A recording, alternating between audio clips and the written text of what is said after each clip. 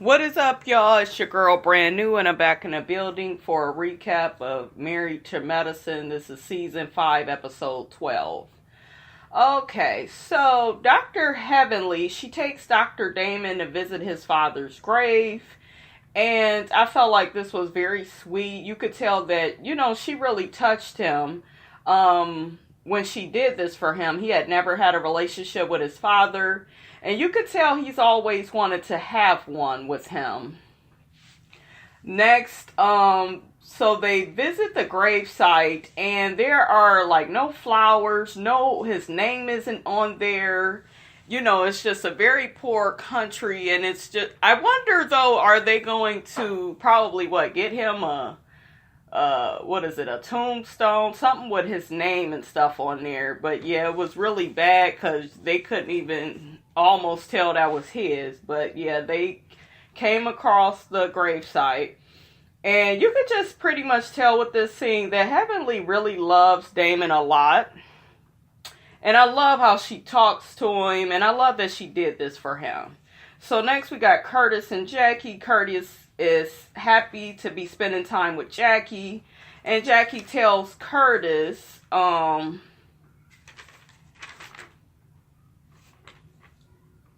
Jackie pretty much tells Curtis what he says and does can easily be misconstrued. And i.e., the Toya situation with Curtis pulling Toya on his lap. But Jackie, you wasn't tripping off that last episode, so why are we tripping on it now? And then that wasn't completely Curtis's fault, because Toya shouldn't have never got on his lap, and she shouldn't have stayed there. So in my opinion, they both were wrong. Curtis said that he will be mindful of this, and he can't live in a vacuum. And I agree. He can't live in a vacuum sitting up here worried about what the whole group is going to be saying about him. And he just end up saying, I just have to be who I am and do what I do. And, the whole fucking group, let's be honest, you guys, this whole trip, they've been shady with him. And yes, he cheated on Jackie, but I feel like they need to learn to be more neutral. Let Jackie feel all the hurt and pain. Let Jackie have that attitude with Curtis instead of everybody fucking expressing it for her as if she doesn't feel bad enough, So anyways, Jackie says that she still wants to grow with Curtis, even after everything that happened with Toya. And, she's still interested in exploring their relationship. But she did admit that him playing with Toya was disrespectful. But I'm just still confused, Jackie, because you wasn't tripping, sis. Last week you wasn't really tripping. So did you have an extra thought about it, or what's going on? Okay. I just hope that Jackie is not going to let the women of this group, because most of their relationships, aside from Heavenly and Mariah, their relationships are fucked up, so they can't really be judgmental. And Toya, you need to shut your ass up. You ain't nothing but an instigator. Okay, so this is just a few quick things that I noticed through the trip. Toya has a bracelet that's filled with alcohol. I'm like, what the fuck? You are a drunk ass bitch. Officially for that. Then they're on the bus, and Jackie is falling asleep on the bus that they're on, and Toya is saying in her confessional, that she thinks that Jackie had time to think about the situation with Curtis, and, that's why she's acting a little funny. Toya, I'm gonna need you to shut the fuck up. Jackie is not focused on you. You need to focus on getting out of debt and getting a job, bitch.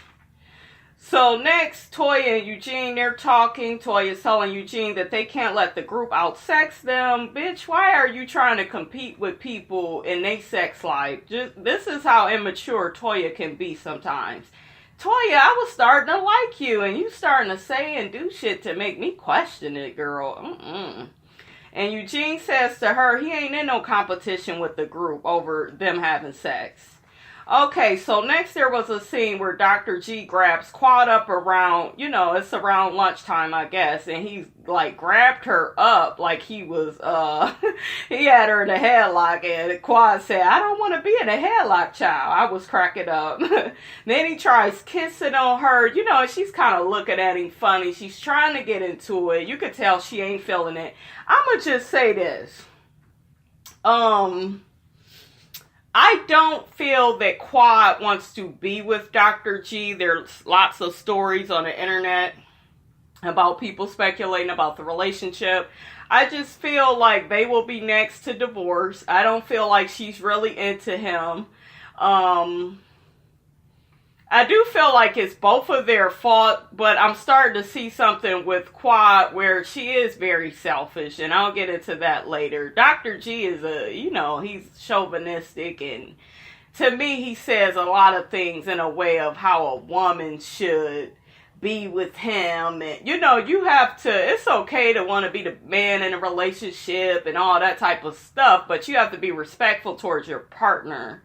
So, yeah, I think she got with him for the money, you guys, because now it's like you got your own money and you've been with him for I don't know how long. I don't think he changed overnight. Maybe you put up with it when you ain't had that much money. And you notice how when people get their shit together, they don't want to be bothered with people no more. So I feel like that's what's going on with them. I feel like they're both wrong for that, though. Okay, so then Contessa says that, while Dr. G was trying to love on Quad, she was like, he's in a doghouse with Quad, and whatever is going on with Dr. G and Quad, it's because he's not doing the right thing, and I really wish Contessa would mind her own fucking business. Because to me, you don't know everybody like that. Everybody keeps saying, oh, well, she's in a group. She can have an opinion. You can have an opinion, but that don't mean you need to really say too much. You know what I'm saying? It doesn't mean, she didn't say nothing there, so that's fine. But it's just like, you don't know these people. You just fucking got around them. Okay, so then, the couples, they're eating, and Eugene tells Daddy how Heavenly, while he was gone, was calling them all kind of motherfuckers, so they was all joking about that. Then Heavenly tells the ladies that she took Damon to his father's gravesite because, that was important for him since he only met his dad once. And, she's tearing up as she's telling the ladies this. And, they all are compassionate with her. Symone is listening, and even Mariah, everybody's listening and connecting with her. And then Quad says out the blue, out loud to the waitress, can I have some salt, pepper, and ketchup?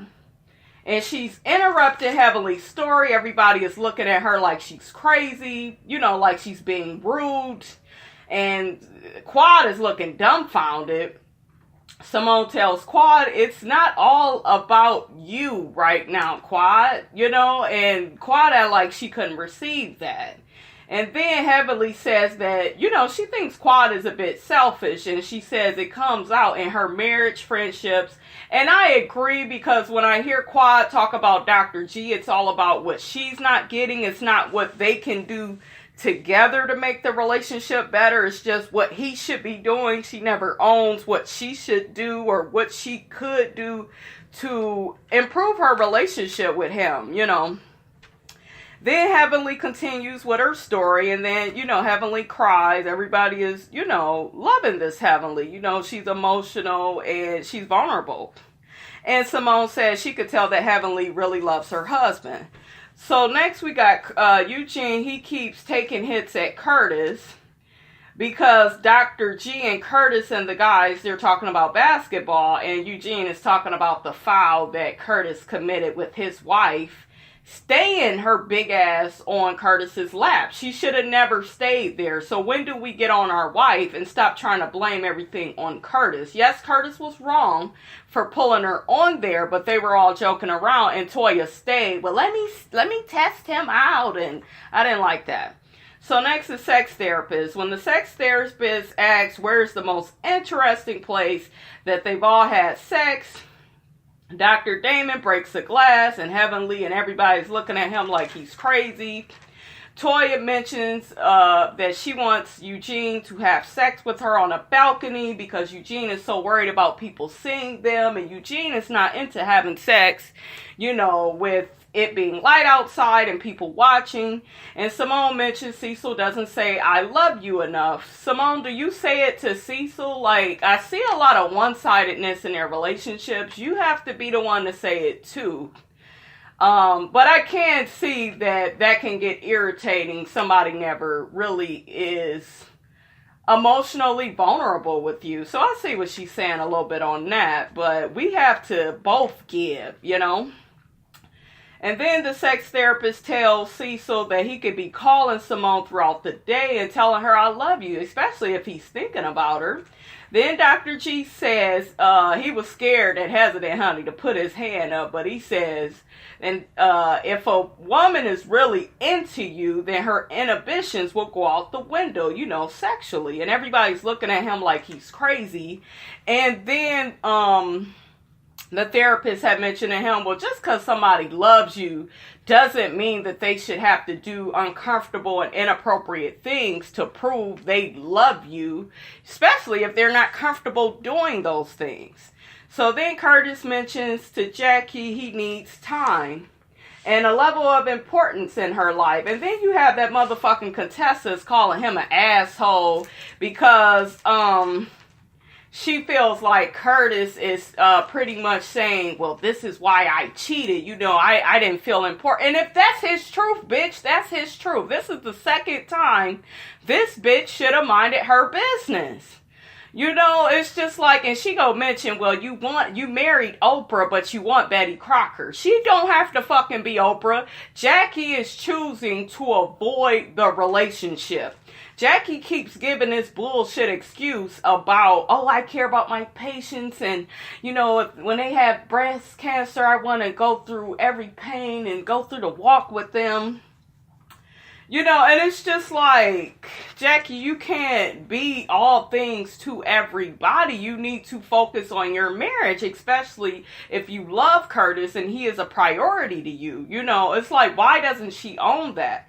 And the therapist says that, the loneliness and the pain that you keep saying that the breast cancer patients have, or your patients in general have, that's what Curtis feels when you don't spend time with him. When you don't give him the attention he needs, And then I just feel like Jackie always puts Curtis, his needs last on her list. And then she wonders why she gets the results she gets out of him for the simple fact of you're not paying him any attention, bitch. And I'm not sitting up here condoning him cheating, you guys. I'm not. He was definitely wrong and messy for that situation. But Jackie, the man told you several times on camera he needed more of you. He needed your time and your love. And you kept taking your ass to work, working all these shifts. So then the doctors offer medical treatment to patients that can't afford the medical care. I really enjoyed everybody in the group helping out and giving back. This was really nice to do for that community there. They also discovered Dr. Eugene has high blood pressure. He hasn't been taking his meds. I felt embarrassed for him. He looked embarrassed. He's up there telling other people that, what they should do for their high blood pressure, and he ain't even taking care of his damn self. You can't be a contradictory, Eugene, okay? You can't be a contradiction, So Jackie pretty much and Symone, they lecture him on getting on some meds as soon as possible.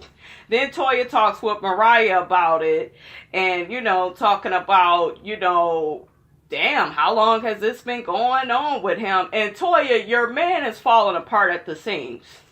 He's trying to pay the fucking debt off. You won't help. You won't get a fucking job. I'm not here for nothing you have to say until you get an extra job to fucking help out. Because if you was that concerned, bitch, you would get a job, at least pay the household bills.